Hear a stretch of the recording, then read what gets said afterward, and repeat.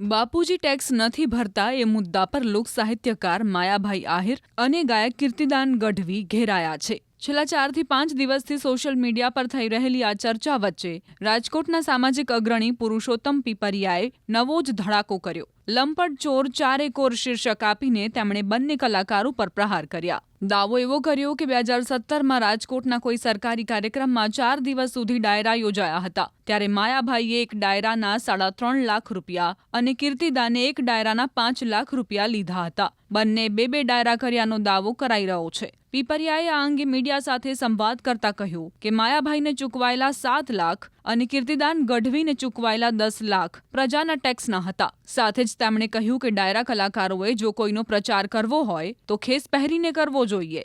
આવી રીતે પ્રજાને ગેરમાર્ગે ન દોરવી જોઈએ. વિશ્વાસની આડમાં આ કલાકારો પ્રજાને ભોળવતા હોવાનો આક્ષેપ પીપરિયાએ કર્યો.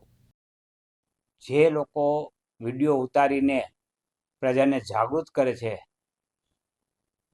તેવા લોકો ઉપર કટાક્ષ કરીને અને એમાં કીર્તિદાનભાઈએ પણ સૂર પુરાવીને જે ટીકા ટિપ્પણી કરી કે રાશનનું ખાનાર અને ટેક્સ નહીં ભરનાર લોકો એમ કહે છે કે તમે અમારા ટેક્સના પૈસે નોકરી કરો છો, તે અમાનવીય હતું. તાજેતરમાં એક કિસ્સો બહાર આવ્યો રાજકોટ મહાનગરપાલિકામાં, જેમાં આશરે ડાયરાના પ્રોગ્રામનું 1.25 કરોડનું બિલ છે.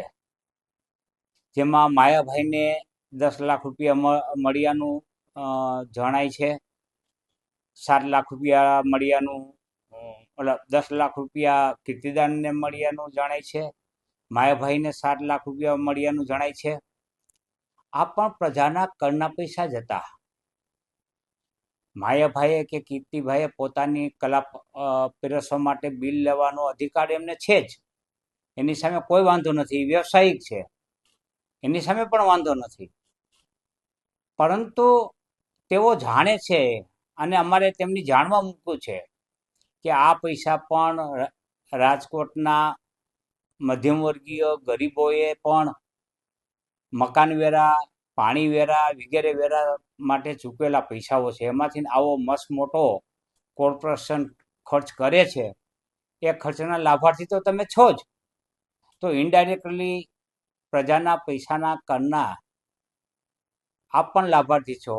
ત્યારે આવા શાસકોની તરફેણમાં જે કાંઈ અગાઉ ટીકા ટિપ્પણો કરી છે તેનાથી બચવું જોઈતું હતું. કલાકારોએ કોઈ પણ શાસકો હોય, પછી એ કોંગ્રેસના શાસકો હોય, ભાજપના હોય કે આપના હોય, જ્યારે તેઓ એક ન્યુટ્રલ વ્યક્તિ તરીકે કલાકારને બધા જોતા હોય છે, તેમ છતાં એને કોઈ પક્ષનો પ્રચાર કરવો હોય તો કરી શકે છે, એની સ્વતંત્રતા છે.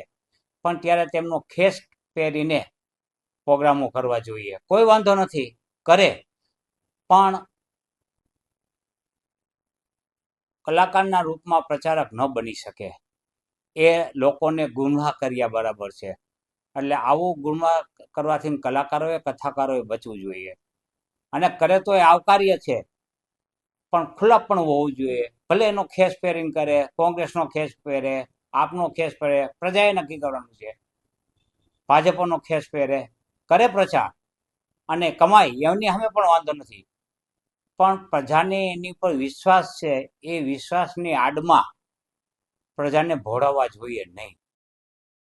થોડા દિવસ પહેલા જ સુરતમાં આયોજિત એક ડાયરામાં પોલીસની કામગીરી અંગે વાત કરતા માયાભાઈ આહિરે જે શબ્દો ઉચ્ચાર્યા તેણે વિવાદ સર્જી દીધો છે. ડાયરાના સ્ટેજ પરથી માયાભાઈએ કહ્યું કે હવે તો વાત જ કરવાની નથી, જ્યાં હોય ત્યાં વિડીયો ઉતરે છે, કહે છે કે તમે અમારો પગાર ખાઓ છો, જાણે એના બાપુજી ન ટેક્સ ભરતા હોય. એમની વાતનો સાથ આપતા કીર્તિદાન ગઢવી કહે છે કે અને એ બોલવાવાળા ટેક્સ ભરતા જ નથી પાછા. એટલે માયાભાઈ કહે છે આ હકીકત છે, તમે અમારા ટેક્સ પર પગાર લો છો. ઈ બધા રેશનિંગના ઘઉં ખાતા હોય આપણા, એણે જિંદગીમાં ટેક્સ ન ભર્યો હોય. આ જ વાતને લઈને છેલ્લા 1 અઠવાડિયાથી સોશિયલ મીડિયા યુઝર્સ બંને કલાકારોની ટીકા કરી રહ્યા છે અને ભારતની પ્રજા માત્ર ઇન્કમ ટેક્સ જ નહીં પરંતુ દરેક વસ્તુની ખરીદી પર ઇનડાયરેક્ટ ટેક્સ પણ ચૂકવતી હોવાનું જણાવી રહ્યા છે.